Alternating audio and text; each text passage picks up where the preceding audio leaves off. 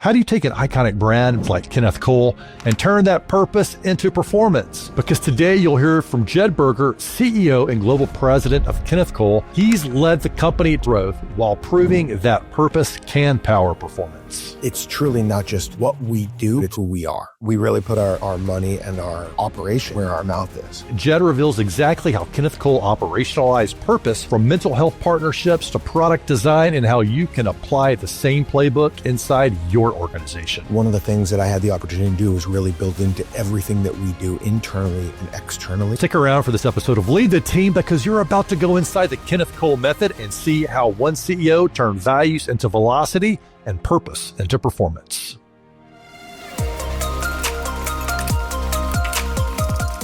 How do you lead at a legendary company where purpose isn't just inherited, it's actually operationalized? We look at purpose as two things.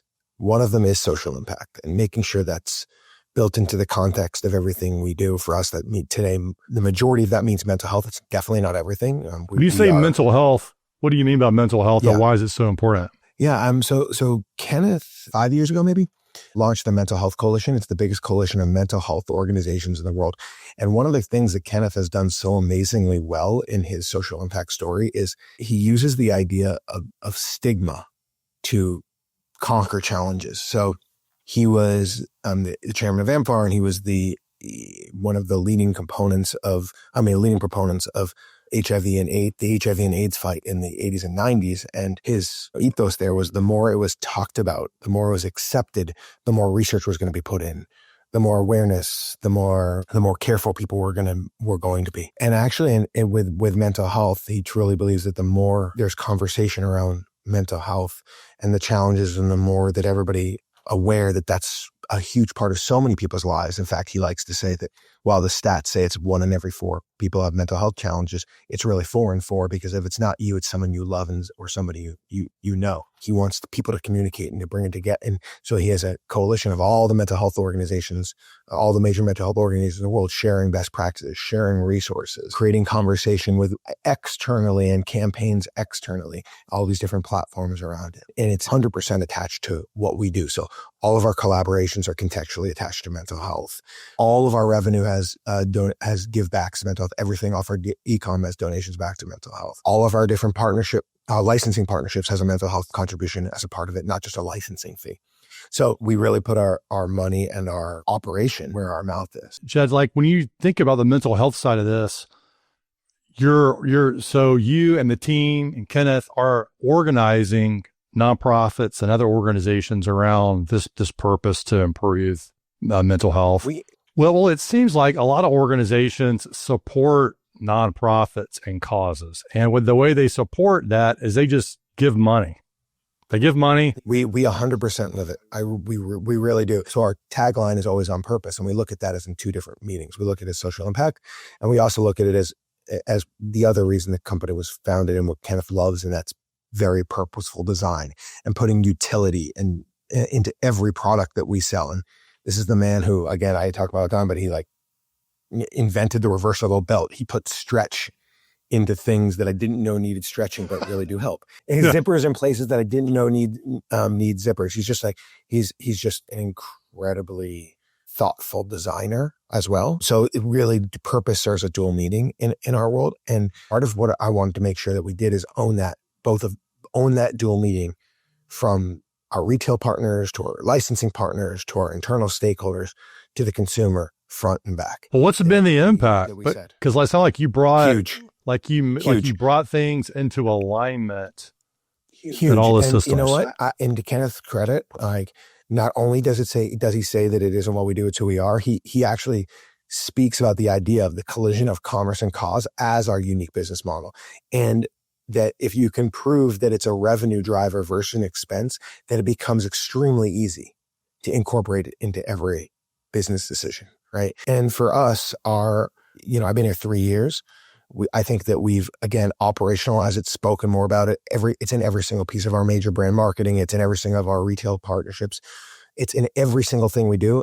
Our business It's been better than it's been in a very long time. It's had 3 years straight of year-over-year growth. And both consumers and retailers are buying into us that in a way that shows that they're valuing us, not just because of, not to use a Kennethism, but not just for what they stand in, but what we stand for. Can you walk us through like a business decision you made, maybe around the purpose of mental health and how it showed up like in a garment or in a piece of clothing around the brand on the floor that someone might have purchased? I'm such a sucker for context, right? And I think collaborations is a place where context is incredibly important. As a fashion brand, and again, I come from the sneaker world, I really understand the importance of collaboration.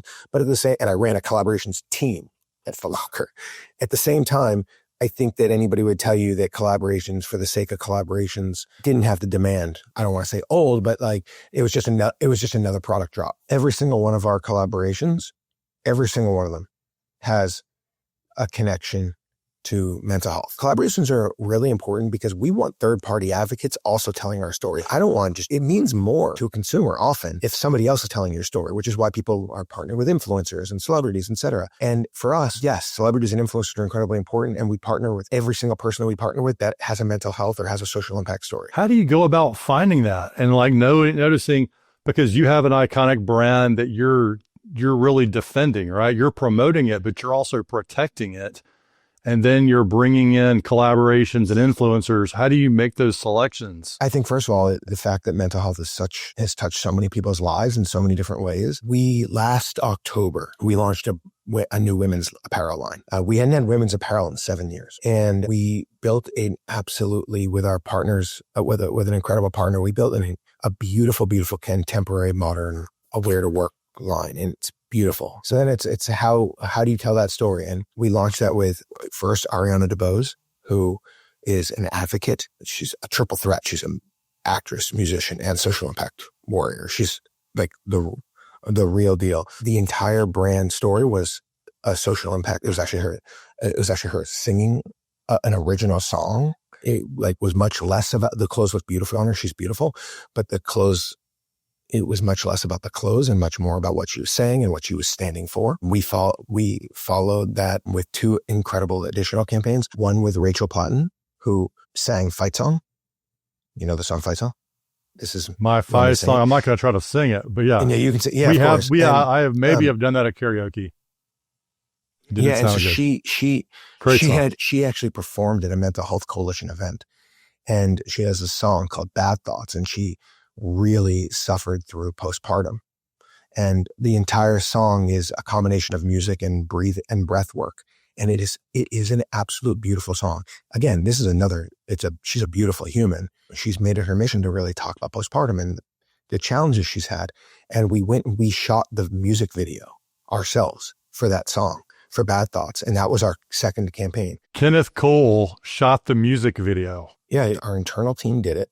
It is absolutely incredible. How cool. We partnered with Isabella Strahan, who was probably once known as Michael Strahan's daughter, but she actually better known today. She had a brain tumor, and she documented the entire trials and tribulations of going through that surgery and the recovery and the toll it took on her mental. She's also a model. And so she is just starting getting her hair back. She's been documenting it, and she told this amazing story of we do her first modeling job back. Our platform is called Purposeful Voices, and all these people are part of our Purposeful Voices. And she told that story, telling that story and being a part, bringing her back into the professional world from the challenges that she'd gone in. That actually, just that was probably more impactful and had more earned impressions than anything we've done. And by the way, our women's product, our women's brand, because the product is amazing, but retailers saw us investing in it and telling us a unique story, and the consumer saw us telling us a unique story with people that resonated with them.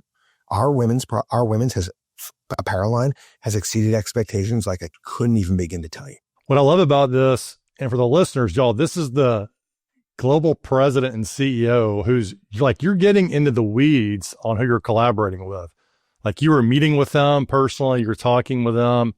I mean, you really get close to their story. Our platform is called Purposeful Voices. Our marketing platform is called Purposeful Voices. Like, again, every brand, every company needs filters and help you make the choices. And ours is about social impact and mental health. And we just had a campaign with Jay Shetty from a marketing perspective. And and I mean, literally the man's podcast is called On Purpose. So like, yes, not to promote another podcast, a month, but, yeah, I mean, Jay is incredible. His story was told through a fashion lens. And this is a person who cares about how he looks. He cares about how he looks. And that tension between caring about how you look and for you versus for others is what he spoke about in the campaign. Totally authentically. He wrote it, not us. It's his words. What's one rule you broke that made Kenneth Cole stronger? One rule I've broken, I don't know if it's about a rule I broke, but I will tell you one thing. I truly believe in quick decision making as a leader. Like, I believe that first and foremost, I want my team to make most of the decisions. I want my team to be empowered to make most decisions. If it comes to me, I feel responsible. I feel responsible as an organization for us to make quick decisions. And I think that's a piece of the culture that, like, nobody likes working in ambiguity. I also, at the same time, believe in permission to be wrong.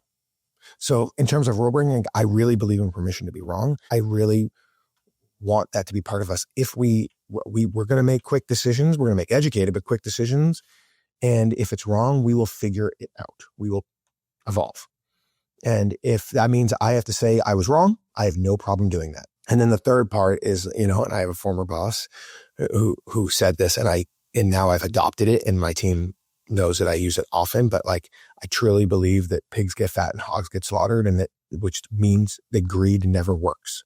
I think there's a rule out there maybe that, like, you're always trying to get like the most out of every single deal, like pull it and that's professionally or in life. And I am that rarely works. Trying to get that very, very, very, very, very last inch out of something or out of someone more often than not does not work. You guys are probably usually the bigger brand in the room, the bigger reputation. And I mean, maybe you've worked with some maybe bigger celebrities, but for the most part, you guys are the bigger ones. And so not trying to just squeeze every inch out of it, every bit out of it, probably sets the relationship up on a better trusting. And by the way, we're not always the biggest brand in the room. And by the way, our brand is bigger than our business is very significant, but our brand is bigger than our business. How do you measure that? We just have so much opportunity based on where we sell, where we don't sell, what categories we sell really well, what categories we don't sell really well. I mean, we just did a research piece that would also tell you that our awareness is through the roof. Part of operationalizing purpose is because that's what I want people to know us as. I want us to know that dual meaning of purpose, because that's real affinity. What do you hope your legacy is going to be? Kenneth Cole has left a heck of a legacy. And he's not done, obviously, but for you, young guy, big CEO role, big brand, what do you hope your legacy is going to be down the road? I create the narrative for myself, and both for myself and externally, as a growth driver, and somebody who positions companies to be on the offense and drive growth. So that's one. And two, that I do it with high values and transparency and authenticity, and that I'm approachable and, honest. So good, Jed. Let's wrap on that. But I want to mention to our listeners, like, what Jed is bringing here is like what the brand is about: authenticity, purpose. And if you're leading a company right now and that's not apparent, this is an opportunity. I mean, Jed, you're just like talking like a human being to thousands of people and your team every day. And I think that's what people want to see behind their brands ultimately. I appreciate that. Being a human being is part of what I strive for, by the way. It's not always easy because you're superhuman to be regular in this environment. Jed, thanks for coming on, lead the team. I'm looking forward to number 4. You'll be our 4-time alumnus next time. I'm ready for it. Thank you.